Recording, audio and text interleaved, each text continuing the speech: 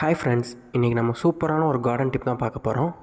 உங்கள் வீட்டில் இருக்கிற செடி ஒரு 15 to 20 சென்டிமீட்டர் வளர்ந்து அதுக்கப்புறம் அப்படியே ஸ்டாப் ஆகிடுச்சுன்னா இந்த வீடியோ உங்களுக்கு தான். மறக்காமல் சப்ஸ்கிரைப் பண்ணிக்கோங்க. ஒரு செடி கொஞ்சம் தூரம் வளர்ந்து அது அப்படியே ஸ்டாப் ஆகிடுச்சுன்னா அதுக்கு சத்து குறைபாடுன்னு தான் அர்த்தம். அதாவது அதுக்கு போதுமான அளவு சத்து மண்ணிலேருந்து கிடைக்கல. இதுக்கு நம்ம என்ன பண்ண போகிறோம்னா, நம்ம வீட்டில் இருக்கிற எக் ஷெல், அதாவது முட்டை ஓடை தனியாக எடுத்து வச்சுக்கிறோம். இந்த முட்டை ஓட்டை மிக்ஸி ஜாரில் போட்டு நல்லா ஃபைனாக அரைச்சிட்றோம். நல்லா பவுட்ரியாக இருக்கணும். எடுத்து நீங்கள் தொட்டு பார்த்தீங்கன்னா அப்படியே சாஃப்டாக இருக்கணும். நாம் ஏன் முட்டை ஓடை எடுக்கிறோம்னா, இந்த முட்டை ஓட்டில் கால்சியம் சத்து அதிகமாக இருக்குது. இந்த கால்சியம் சத்து நம்ம மண்ணில் போடுறப்ப நல்லாவே உபயோகமாக இருக்கும். ஆனால் நீங்கள் இந்த கால்சியம்மை, அதாவது முட்டை ஓட்டை டைரெக்டாக போட்டால் மண் ஏற்றுக்குமானா ரொம்ப கஷ்டம். அதுக்கு நம்ம என்ன பண்ண போகிறோன்னா, ஒரு முழு லெமன் எடுத்து கட் பண்ணி அதை நல்லா புளிய போகிறோம். அதாவது லெமன் ஜூஸை இதில் ஊற்ற போகிறோம்.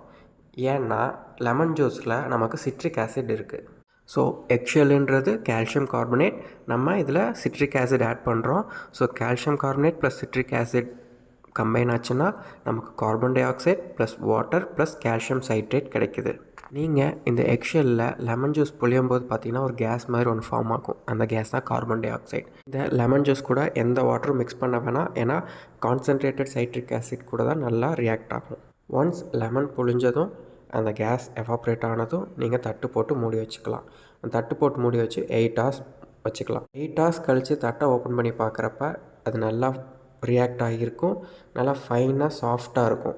இப்போ நம்ம டைரெக்டாக பிளான்ட்டுக்கு போட மாட்டோம். ஏன்னா இது வந்து ஒரு கெமிக்கல் சப்ஸ்டன்ஸ். எக்ஷெல், அதாவது கால்சியம் கார்பனேட் சிட்ரிக் ஆசிட் கூட ரியாக்டர்னால அது கால்சியம் சைட்ரேட் ஆகிடுச்சு.